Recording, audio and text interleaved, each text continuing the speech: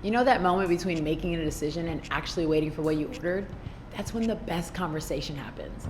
I invited a group of powerful and talented women to break bread with, talk about their favorite life lessons, and the evolving culture of Black women in entertainment.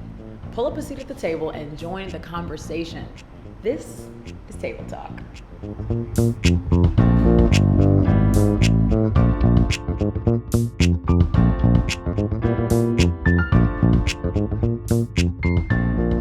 Hi everyone, I'm Stacy Ike and I'm joined with some fabulous, beautiful, and very talented women here at the table. I have Kellee Stewart, Logan Browning, Aisha Hinds, KJ Smith, and Diarra Kilpatrick.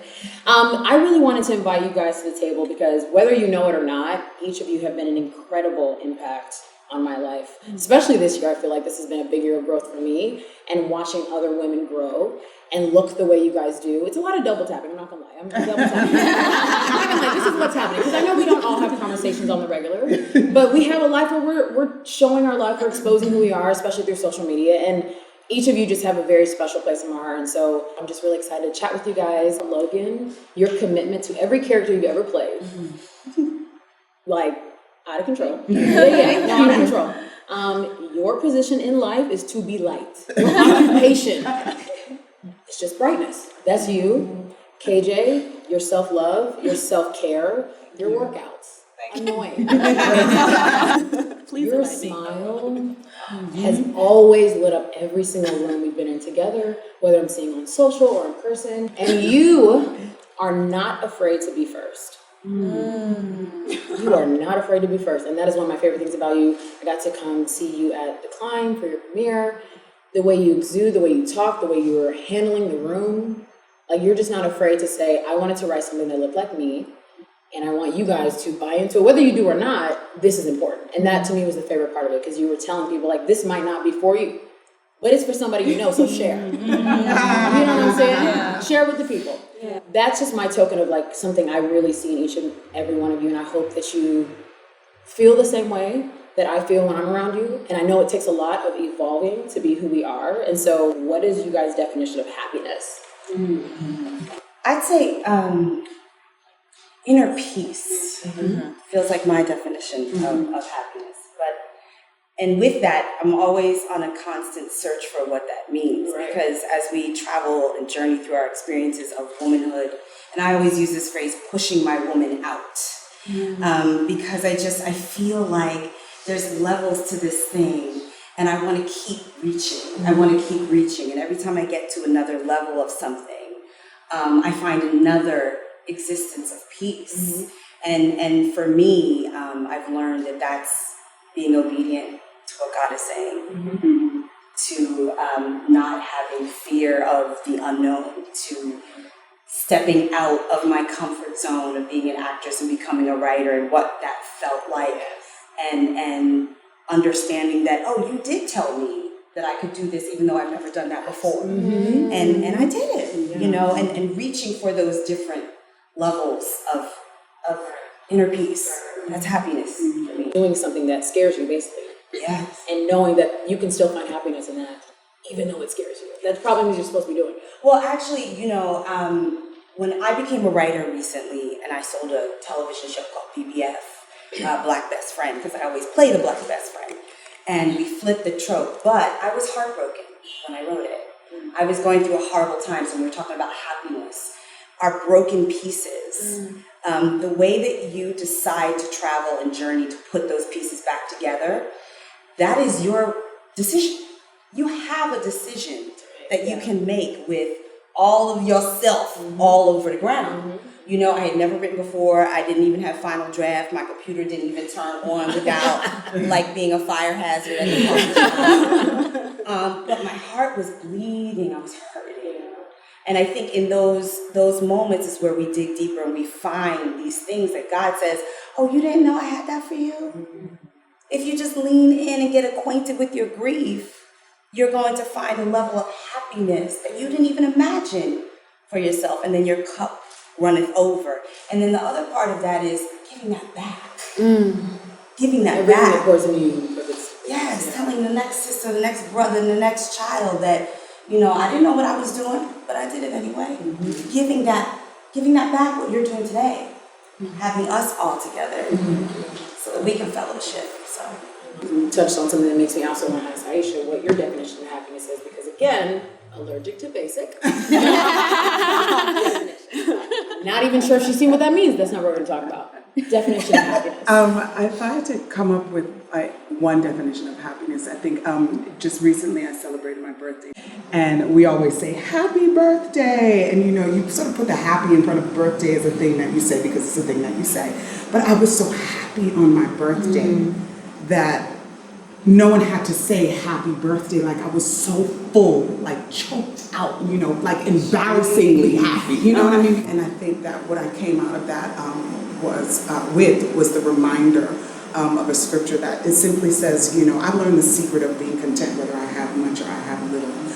And so the takeaway from that was that I had an opportunity to learn again because I was still alive, And so if I could define happiness, it's the opportunity to keep on learning. The opportunity to keep on learning. What is something new that you've learned about yourself recently? Because we need to be tracking that as it's happening. Absolutely. Is that sometimes, even if life doesn't feel incredibly joyful, there's still a wellspring of joy. Yeah. And to trust the truth of that, of what you're feeling in that moment, to honor every single solitary feeling that you feel. Even if you don't understand? Even the ones, especially the ones that you don't understand. Okay. Because the ones that you don't understand, it's like right there at the precipice of that thing that I'm talking. It's growth, because learning for me is an opportunity to grow. And so if there's something that I don't understand, then here I am at another level to grow, to graduate to another level, and to learn something new at that level, And so I'm like welcoming of those things that I don't understand, welcoming of the emotions that I haven't felt yet, or that I don't understand, or I haven't allowed myself to access for a long period of time. KJ, what is your definition of happiness? I think just being present. I think that's pretty tough.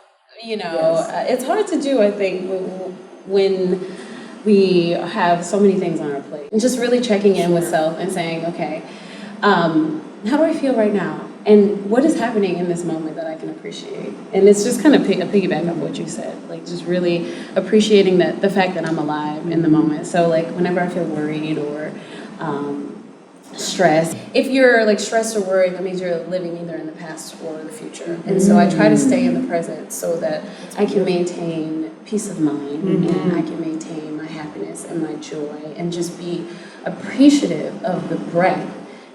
Sometimes it's just an existential, is that the word? Yes! You're on it. Existential experience. Because it's just like, it's like out of body. It's like, wow, I am here with these women who I have admired and watched on television, and like I am at the table. We're here with you. We're here at this table. And also giving myself credit. That's a good point. You guys are here with me. Yes. yes. And that's so dope. Like giving myself credit for like myself. Yes. All the work and all the work. Yeah. Do you guys feel that in your moments of success, like you're missing it because you're thinking about the future or the past or whatever? Do you feel that happening often? Logan's face. Tell me what is going on. Tell me what is going on. Well, I was processing that question. And yeah, I think sometimes when you are so in the moment and you know that a lot is expected of you and you have a responsibility to show up for yourself, for your family, for your culture, you just are trying to make sure that every move you make is the right one, and that's really overwhelming because it doesn't have to be. But yeah, I think that I'm grateful for moments like this and being able to work in spaces with other women around me who are going to motivate and encourage me and remind me, hey, you're supposed to be here. Hey, this is exactly where you're supposed to be. You're doing great. And for me to do it, for them too, it's really important. What's your definition of happiness? Oh, why do I have these? It's such size. My definition of happy is self-care. Is self-care and seeking that happiness. I think that everyone, for me at least, I am not happy all the time. And sometimes I can discipline myself. Like, why aren't you being happy? You have so much to be grateful for. This doesn't make sense.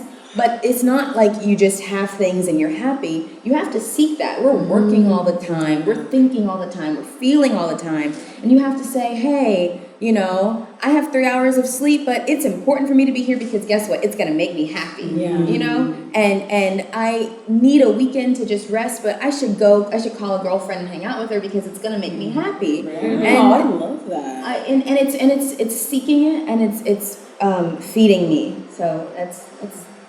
I think, happiness and maybe even more so joy for me is not needing anything to be different and knowing that I just am it, and I think that's sometimes the hardest thing for me to remember is that like even though other things might be present, like disappointment or pain or sadness or whatever, remembering that you are actually the joy and all those other things are just passing through. So that's like where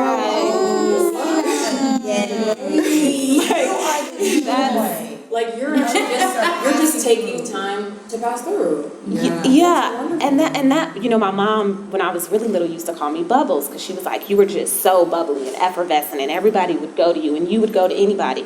And she stopped calling me that like right around 12, 13, when you start getting like kind of surly. You're like, and so a lot of it has been about remembering just who you are, that you are just light and joy and trying to align. That's my favorite meme, PS, of this year, is hustle, then it's crossed out and it says align.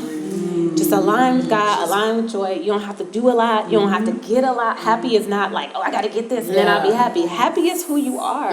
Just to be. Yeah. So that's what it means to me, and that's like always the reminder to myself. We all are going through the same moment where it's like, oh my God, okay, wait. It's just me. It's just who I am. That is the joy. That is the life. That is the new lesson. It's like, it's that easy because God is that good. Yeah.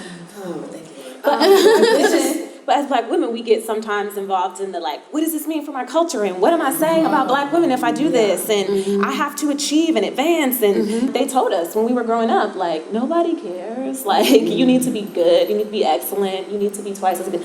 So it's like you have to remember to do all that stuff along with living your duty of like being a good Black woman, which is That makes me want to share a story because there was a recent Black girl moment I had, and I was really thinking about every beautiful Black woman that I'm friends with and thinking, how did they experience this or have they experienced this? I recently had an audition and I went in with braids. It was a broadcast audition. The deep breaths, okay. So I went in with braids. I've never gone into an audition with braids. And I can't believe how low-key insecure I was about going. So I had this moment, I'm like, but you're good, so chill out, do your thing. So you go, you have the audition, I felt like I did a good job. And then I left, and I got a call and I said I didn't get it. And that moment of, it was because I had braids, killed me.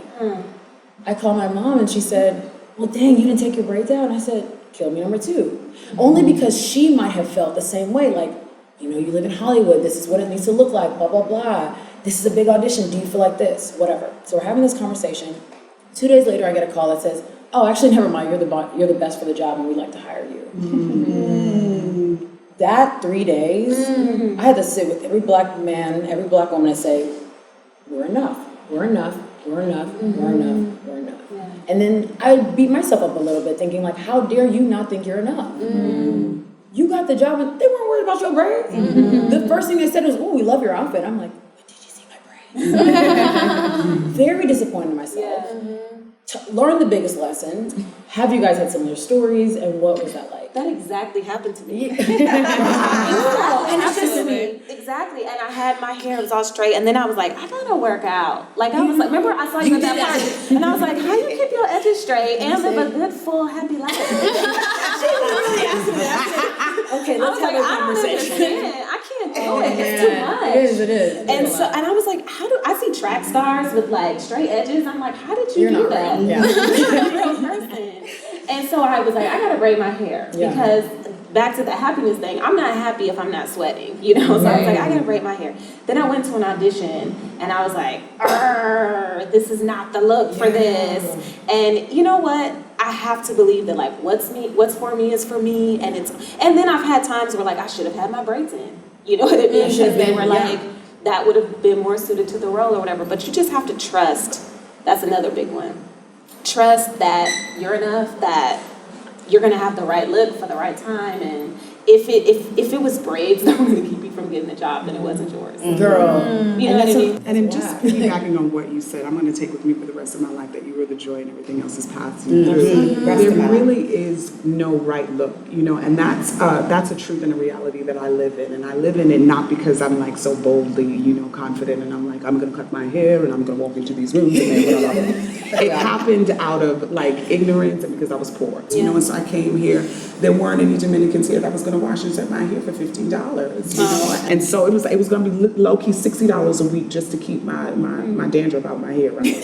So I was like, okay, that's not going to work, and I cut my hair because I couldn't afford to, and so I did it gradually. I went from here to here, and then I just took it all off. And I remember I worked my very first job while out here with the hair at this length. Then I cut it off, you know, and I auditioned for this rough girl. And so, of course, I'm pretty sure they weren't even looking at my acting. They were like, she's bald, bring her in.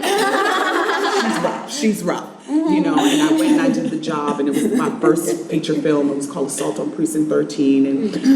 And here I was, and Lawrence Fishburne was in it. And so he had an assistant at the time by the name of Crystal Cruz. And when it was all done, I started to panic, like, what is going to be my next job? Nobody's going to hire me. I'm never going to work again. And she stopped me and she said, Aisha, you will work and you will continue working. When you walk into the room, they will not know that they want you.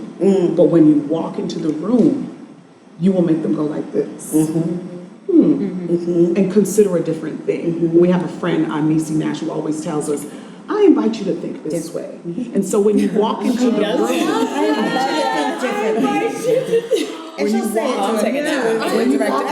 room, with whatever you are, with the truth of who you are, whether it's braids, whether it's 22 inches, whether it's curly, whether it's wet, whether it's a wig, whatever. When you walk into the room, you have now given them the invitation to think about whatever they put on the page, to think about it the way that you present it to them. And so there is no right thing. They may have had a vision and they may have written it out specifically. Some of them do. But you walk into the room and you say, I invite you to think differently. You Just either like accept that. the invitation or you don't. And when I tell you I have not stopped working with this bald head, this is the state of being that makes me happy. I would like to chime in because this is such a full circle moment, because I shaved my hair off like 3 years ago or something. I was completely depressed. I was in a very bad situation, and you know, like when a woman is going through something, what's the first thing? They change their hair. Right. So I was like, I was like freaking out. I was freaking out. I was panicking, and then I saw you on TV. This. Y'all Don't do it. Don't tell them. Not gonna do it. This is seriously a full circle moment. And I was like, I can work with this hair. And sure enough, I booked. And I was just like, and it's grown out obviously over time, but I just remember seeing you on TV, and I was like, I can work with this hair. I can do this. So it's just a real full circle moment. And you don't understand what you have done for other people. Because hair is such a huge issue in our industry and in every industry now. I mean, even in high schools and in elementary schools, it's an issue. So, thank you. Thank you for sharing that with me. Thank you very much. And it's beautiful to now sit at a table full of such diverse beauty, knowing that we are doing that for a whole nother crop of women sitting in front of their screens like, no, I can work. I can work. I can work. I can work. Oh, yeah. Bring the toilet paper.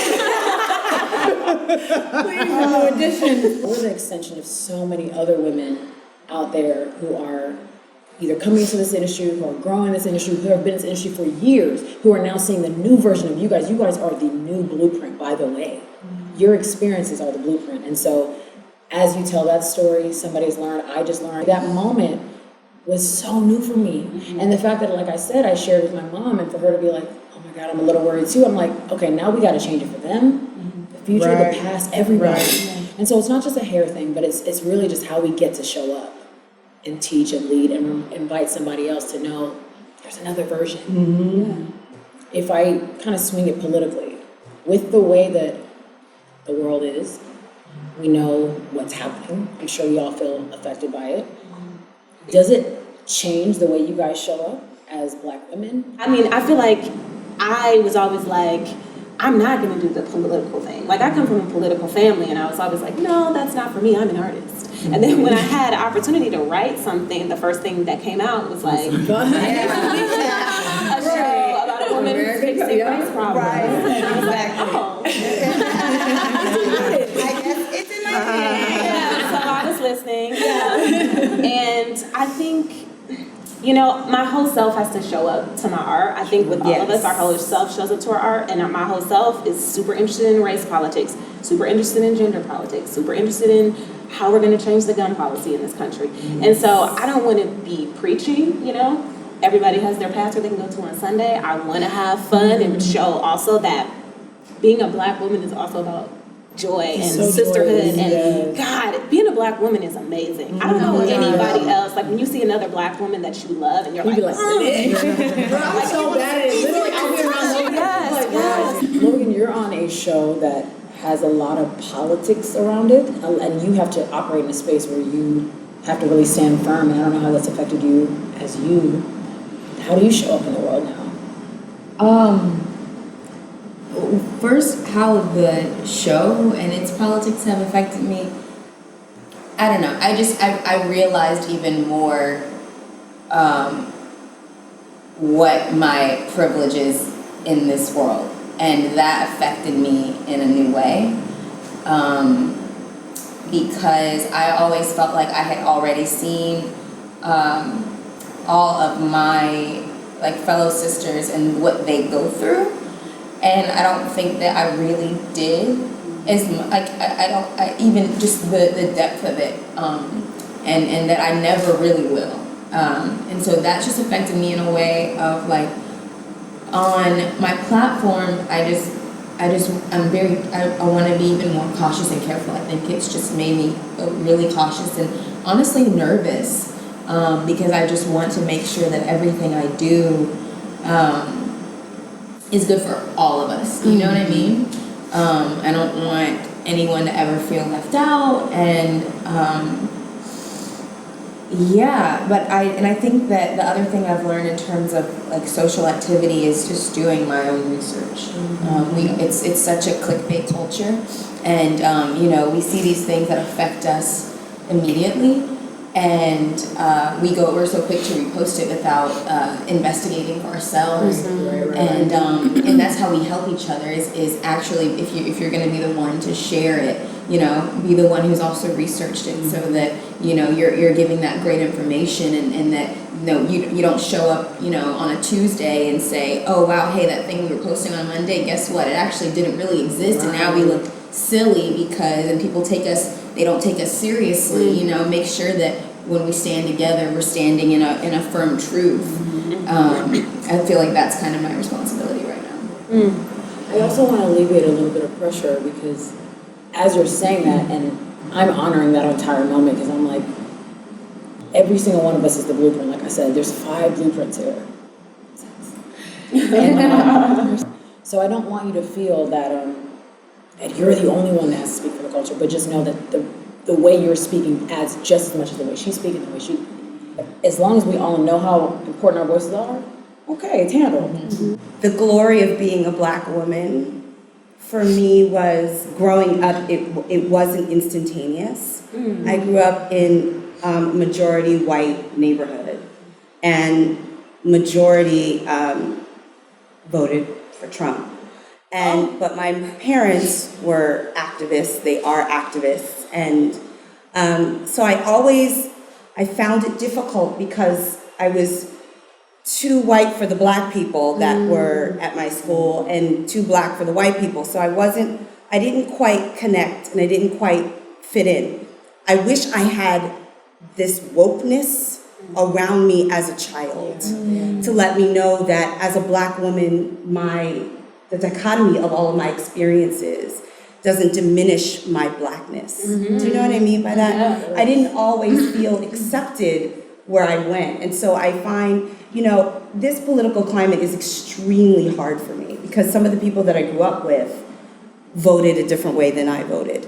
And I have to ask myself, do they look at me differently than what I thought because we grew up together? You voted against me as a black person, as a woman. So I can't, it's not that I'm not positive about what the future will bring, but I'm hurt. Like, I'm not okay yet. I remember my niece is 8 years old, and the night before the election, my grandfather was in hospice making his transition, and my mother was going through her thing. We were all talking about it, and this 8-year-old little black girl said, "Hillary Clinton's gonna win. End of discussion. Let's play cards." And I was like, right, Kira, exactly. So we start playing cards and doing the whole thing. And when we're watching what was happening, I watched this little 8-year-old black girl's heart break.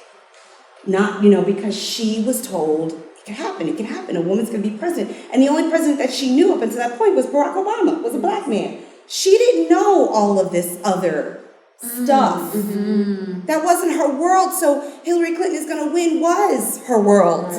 We knew it differently. And even then, it became, wait. So I'm hurt for her. I'm hurt that she grew up seeing herself as all-knowing and all-powerful and all can happen, and is seeing these people trying to tear that down.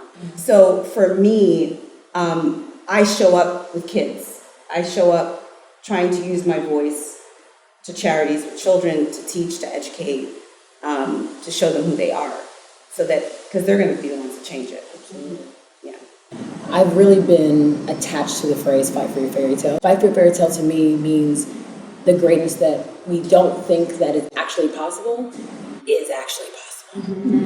And I experienced that in a moment where I got, how you like jobs are, we all have had really great jobs and really good experiences or whatever the case, some good, some bad. And I was in this moment of having this job, and I thought, like, things aren't perfect, right? But this was absolutely perfect. There was nothing about the job, about the position that I was prepared. I was aligned. I was ready. And I was sitting there and I was talking to my friends and my team, and I was like, wait, is this the fairy tale? Does this actually exist? Mind you, God was saying, and this is nothing. And I felt like that was my new responsibility to show up and to remind people that this is nothing in comparison to what you have, the greatness that's in you, that you forget exists, that childlike dream that we put aside because we don't feel like we're allowed to have. And so I just wanted to share that with you guys, because to me, you're each fighting for your fairy tale, whether you know it or not. As you fight, you're wanting me to fight, we're telling others to fight, and it affects the way we show up. Diarra, what do you want your day to look like in 5 years? Oh man, we were just saying, it's so hard. Sometimes you make these plans from your point of view, and like Oprah, the Queen Mother, always says that like God can dream a bigger dream than you can dream for yourself. So I will speak generally. I love telling stories with Black women at the center. I've always said that I want my career to look like, I want to do this. And the industry's like, okay. And I'm like, I think this should be made. And they're like, all right, let's do that. Diarra Kilpatrick wants to do that. Let's make that happen, So I would love to have a production company that is producing work, acting in work, writing work, and be happy. That's what we were talking about, is just feeling in bliss more often than not. And being healthy. I think we take that for granted sometimes, just being really healthy, happy, and with a beautiful family. Aisha, what do you want your day to look like in 5 years? This is going to be so short because, as we were talking before, I have surrendered. I've surrendered all of my plans to God because He has thought it all out. His word says very clearly, "For I know the plans that I have made for you." And for a God who has counted and numbered the hairs on my head, and whose thoughts of me outnumber the grains of sand, as told to me in Psalm 139, I surrender to those plans. He has thought it all out, and so I just want to wake up, be present, and hear from him. All right, guys. Great. I'm out of here. I just want to be Wow. and let him do. Yeah. That's all I want. That's everything. The food's here. Thank you. Everybody, please feel free to dig in. And as we dig, I just want to round up with what is everybody excited about that they're working on, that they have coming up? Oh yes, the giggles, the faces, I love. I'm excited about this business. Yeah. Right now, I'm working on a show for Fox Television called 911 with Queen Mother Angela Bassett at the helm, which is amazing to me to sit as a student of her craft. We also have an amazing cast of people who are part of our ensemble, and it's basically dealing with first responders and how they manage emergencies in the world, as well as the emergencies that come up in their lives. And I'm also shooting for USA, Unsolved is what it's called, about the unsolved murders of Biggie Smalls. Say you and Anthony Hemingway back together? I love him. I love him with all of my heart. That is a man that I will always, always revere and speak incredibly high of. So I get to play for Little Wallace, who I think, is truly one of the unsung voices in the narrative of Christopher Wallace. And so I'm really, really happy to just give her even a little bit of a voice in this project. I'm excited about it. Congratulations. That's amazing. That's amazing. Logan, what are you excited about? Oh, well, just from the people I work with to the work that we get to, season 2 is a completely different beast. I've left a lot of me on the table in season 2, and it feels good. I felt like I've been a lot more focused and resilient this year. And I say that because there have been, moments when I don't feel good about my work. I don't feel good about certain things, but the resiliency to say, all right, take 3. Let's keep going. Let's keep going. It doesn't end there. We're not going to go to the bathroom and cry on the floor. Right. Do it on the tape. Right. Cry on the floor on the tape. Leave it out. Give it to the world. I'm such a cerebral person that sometimes that's what happens in my work. And so what I'm excited about for season 2 is that I've let a lot of this out and show and give people a lot of my heart. So I'm happy about that. And I hope I get to do some film in 2018. That's my dream. What are you excited about? Working on Midnight Texas, NBC, which is our showrunner is a Black woman, Monica Breen. Oh, cool. So yeah, I'm so excited to continue to work with her. And my show BBF is still in development. I'm excited that I've surrounded myself with where I'm not the smartest person in the room.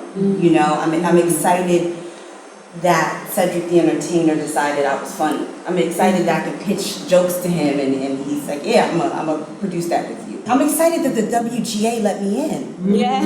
I'm excited to be a part of the guild. And I'm also the first person I ever sent a script to. Lena Waithe and I are working on a project together, producing as well, telling a really, really beautiful story. And I'm in the process of writing my first feature, 29 Eggs. KJ, what are you excited about? I'm on Dicey on the CW. Oh, you are. It's really fun. I play kind of an antagonist, which is always really what we were talking about. It's good to play opposite of what you are. So Yes. that's Because she's really sweet. she's digging deep on Dynasty. Really getting in there. I'm in Tyler Perry's Family Funeral. It was an opportunity for me to be very vulnerable. My father passed away, which was really hard for me. And then 3 weeks later, I booked Medea's family funeral. I know that life. Yeah, and I was just like, You know what? You're not funny. right. I was like, You don't have all the answers, but you're right. what is going on? right, But it, honestly, I can say this without pouring down, crying, it all happened for a reason. Right. Because there's no way I would have been able to do what I did in that film had that not happened. Wow. Which led to more and more opportunities, which was really, it's just been a whirlwind year, so I'm excited about everything. Right. I'm excited about everything. Diarra, last but not least. Yeah, so when I was editing American Cocoa at the beginning of the year, I was writing on The Last OG, which is a Tracy Morgan show. And then American Cocoa, which we did for the online platform, will be coming at you in a slightly different incarnation. And then right now I'm writing on I'm Dying Up Here for Showtime. So